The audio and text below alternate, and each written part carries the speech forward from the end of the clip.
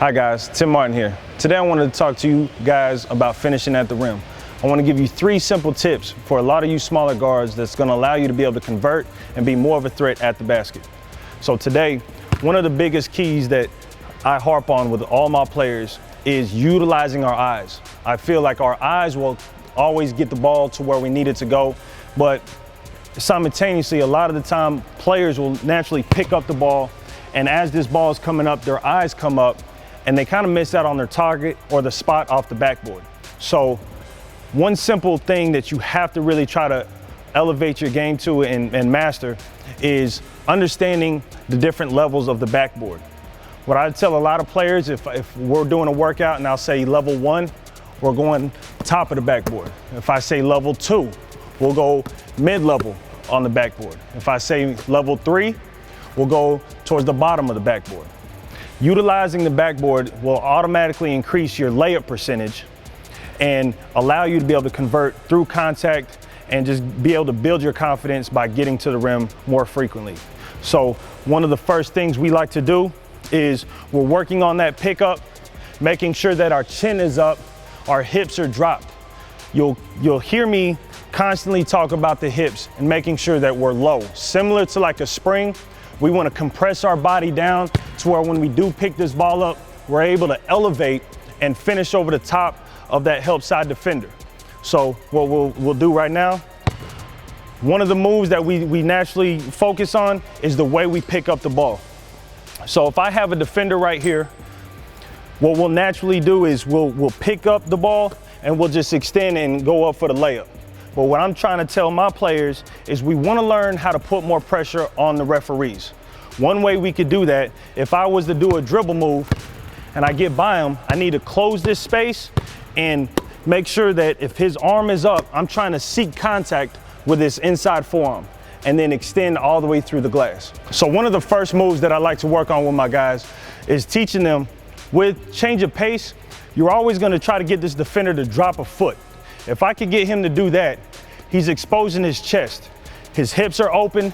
Now it's my job to initiate the contact, and by doing that, I'm putting pressure on the referee to give me the benefit of the doubt, hopefully allowing me to either be able to continue through the contact and be able to finish, or get the foul called and shoot 2 free throws. So with our pace, whatever move you want on the dribble, my biggest thing is slow to fast. When I take this ball side foot and I extend it to my spot, that forces the defender to open up. So now what I want to do is keep this inside hand active. I want to drop my inside shoulder into his chest. And this next step is I'm attacking the spot, then I'm veering into him and picking up with 2 hands to hopefully, if he does swipe over the top, he's hitting my forearm as opposed to exposing the ball and blocking or altering my shot. Okay, so you'll start slow, quick step, pick up with 2 hands and eyes up. So every time you pick up that dribble, you should automatically get your eyes up by keeping your chin up, exploding through that contact, and just hitting it right on the level 2 of the backboard. All right, let's go. Same thing, slow, good, fast, up, good, perfect, good. Slow to fast, slow, good, fast, up, good. There you go, you got it. Slow to fast, slow, good, fast, up, pick up, good, perfect, good. 1, 2, inside, up, perfect. Okay, great job. Now, let me see that. Okay, one of the tricks on being able to pick this ball up with your inside hand. Notice that I don't want to necessarily extend my elbow out and swipe across. That's an offensive foul. But one thing that'll allow you to do to carve out just enough space is once I initiate contact, forearm to forearm, I'm expanding out. That's going to force his arm to go away, allowing me to extend and get all the way to the basket. So the second move, one drill that I love to do with all my smaller point guards is being able to shift them laterally. That's always going to create an angle for me to attack. Now, once you create an angle for you to attack, it's very important to hold that line.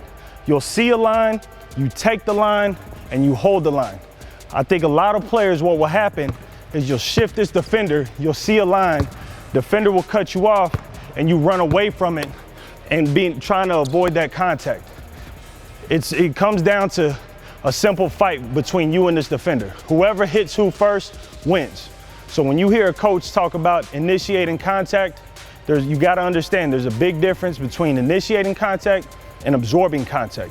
We want to make sure that we veer into this defender, getting inside and then bumping. So now we'll initiate and we'll separate and getting the ball high off the glass. So we'll do the same thing off that lateral move.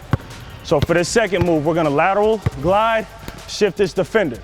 I have a direct line. Once I see this line, I'm attacking it.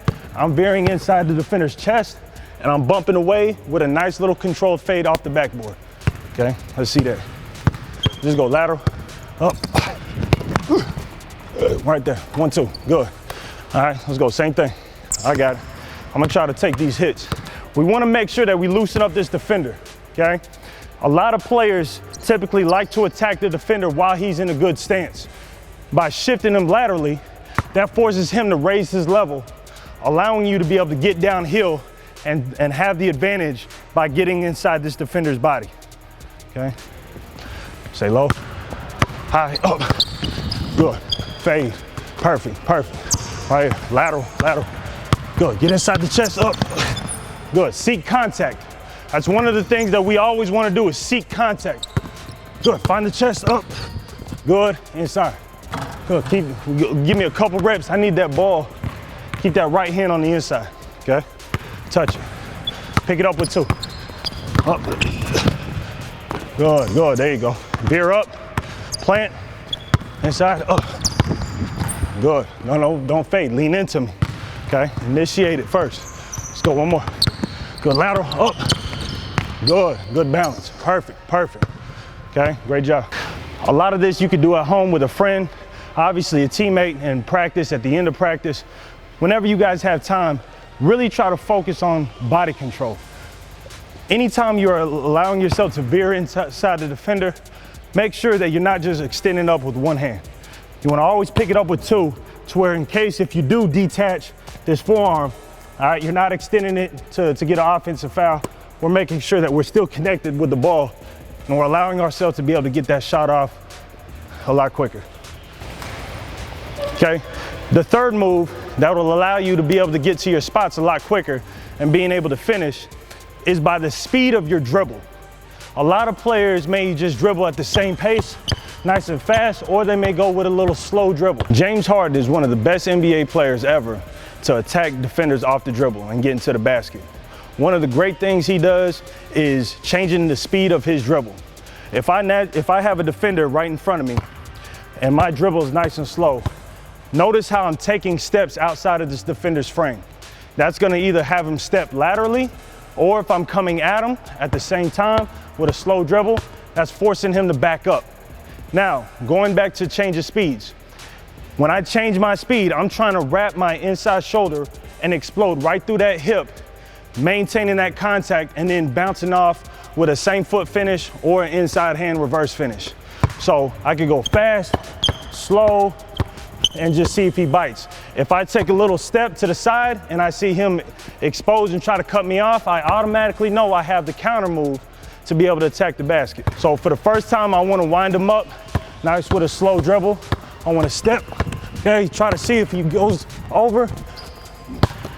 And it's a simple read. If the defender jumps for the ball, we're hitting our counter. And that could be a crossover, through the legs, behind the back move, whatever feels more comfortable for you.